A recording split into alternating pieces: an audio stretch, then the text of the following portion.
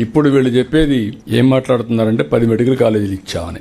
10 medical కాలేజీలు ఇస్తే 4,955 కోట్లు ఖర్చు అవుతుంది. వీళ్ళు ఖర్చు పెట్టింది 31/3/2024కి 456 కోట్లు.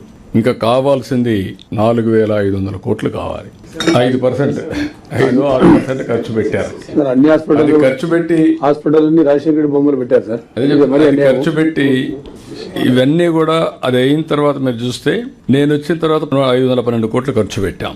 ఇప్పుడు కూడా 3,987 కోట్లు, 4,000 కోట్లు కావాలి. రెండోది ఎవ్రీ ఇయర్ 1,500 కోట్లు కావాలి. 10 కాలేజీలకి 150 కోట్లు చొప్పున 1,500 కోట్లు కావాలి. 1,500 కోట్లు ఎవ్రీ ఇయర్ ప్లస్ ఇప్పుడు 5,000 కోట్లు అంటే 2,000 కోట్ల రూపాయలు, ఒక 4,000 కోట్లు ఖర్చు పెట్టాలి.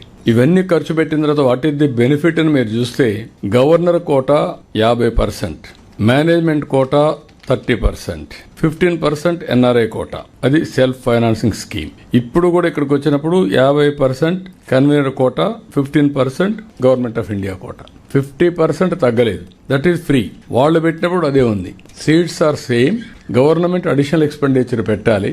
రెండోది పీపీపీ మోడల్.